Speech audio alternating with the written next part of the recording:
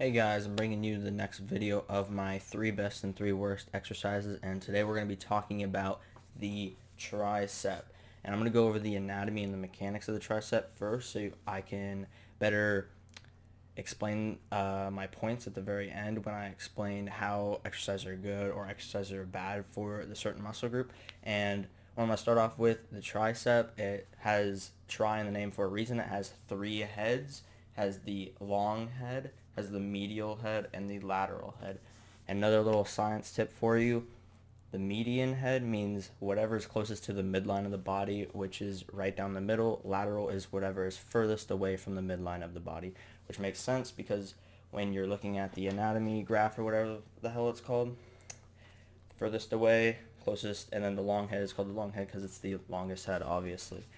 And the tricep, the main function of the tricep is to extend the arm, which all exercises that I include in this extend the arm, which means any exercise that extends the arm in any way like that is a good exercise for the tricep. But there are certain exercises that hit heads better or worse, or they're just not as good because in the position of your arm when you do some of the exercises. And the first exercise I'm going to go over is the bench press because it's like one of the only compound movements you can do with the tricep. And the close grip, I'm just going to include the close grip and the normal bench press because they're both basically the same movement in my opinion. And this allows you to overload a lot of weight without it being dangerous to you. Like if you do a skull crusher, you're able to overload on a skull crusher quite a lot, but it's dangerous because if you lose your grip or you drop the weight, you drop it on your head, which is not very good, obviously. But there are certain things you can do to a skull crusher to make it better. But first exercise is definitely the bench press and close grip. If you don't know what a close grip bench press is, you just take the bar and you do your normal hands, whatever you put them on, and then you just move them in about half. You just want to, when you're laying down and you bring it to your chest, you want to have your elbows pinned as close to your body as you possibly can while still going down. And when you push up, you'll really feel it in all heads of your tricep. The next exercise I'm going to be talking about is actually the skull crusher, the variation that I'm talking about, to where it is a lot safer than just laying flat and having a bar touch your face and go out and back and whatever. That's what a skull crusher is. You lay flat on a bench, you have a bar, and you hold it, and you bring it to your head, and you extend, you bring it back to your head, extend, over and over, that's a rep. What I'm talking about is the incline skull crusher, and this is what you do is you get an incline bench, you're laying back, and when you bring your arms up, you're actually extending your long head of your tricep completely, so you're getting a full contraction when you go completely down and completely back up.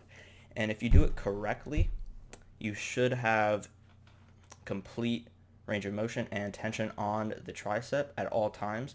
And a way you have to really train this exercise, you can't just go out and do it because when you do it, the gravity is pulling you down. When you pull back up, it allows the weight to be not only heavier, but when you come back up, you want to force your shoulders to be right here instead of back again because this is easier and this takes all the tension off. But if you bring them back here, constantly on tension when you bring it back and up. The next exercise I'm going to be talking about, which is our third one, is the cable pushdown. It's a great exercise. There are some negatives, there are a lot of positives, which is why it's still on the list for a good exercise. The only negative it really has is you're limited to your body weight. If you end up, it takes a while to do this obviously, but if you end up being stronger with your tricep than your actual body weight and you compress your body weight, you're going to have to use a lot more of your core and your legs and things like that to keep you on the ground and stable while you're pushing it down.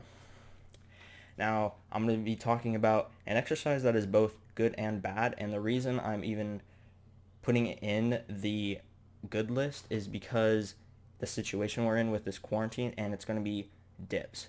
Normally, I would never program dips into somebody's program unless they just liked them a lot or whatever.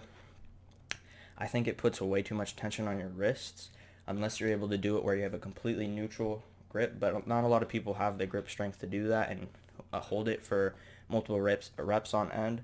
So just because we're in quarantine and you can't really do something like a close grip bench press, incline skull crusher, or a cable push down, the dip is going to have to be in the good exercise for now. But normally, if we're just talking about gym, I would not really put the dip in the good category. I put it more in the bad category because of how much tension is on your wrist and how prone to injury you can be with it. And the actual 3 bad exercises we're going to talk about is first the dumbbell kickback. And the dumbbell kickback is, there's a variation of it that you can do very well, but a dumbbell kickback is where you're laying almost, not laying, but you're bent over almost completely parallel to the ground, and you have a dumbbell, and you extend out. Now the problem with this exercise is that you don't have tension on the muscle until you reach the peak of the contraction when you're all the way up here. The good thing about this exercise is that your arm is behind your body, and when you do that, you have more extension. Just like if you put your shoulder above and behind, you get more extension or stretching of the muscle. And if you do this with a cable, I think it's a lot better, but I still wouldn't recommend it as a real muscle building exercise. Now the next thing I'm going to be talking about is standing cable skull crushers. And a skull crusher is a great exercise for the tricep, but the reason I put the standing cable skull crusher in the bad slot is because I see a lot of people doing them because they're not able to do full skull crushers because it puts a lot of tension on your shoulders and people don't really have good form with it. You have to use way too much of your core doing this exercise. You have to take it, you have to lean forward, and then you have to extend. You have to use your entire core. Maybe you want to hit your core and your triceps at the same time.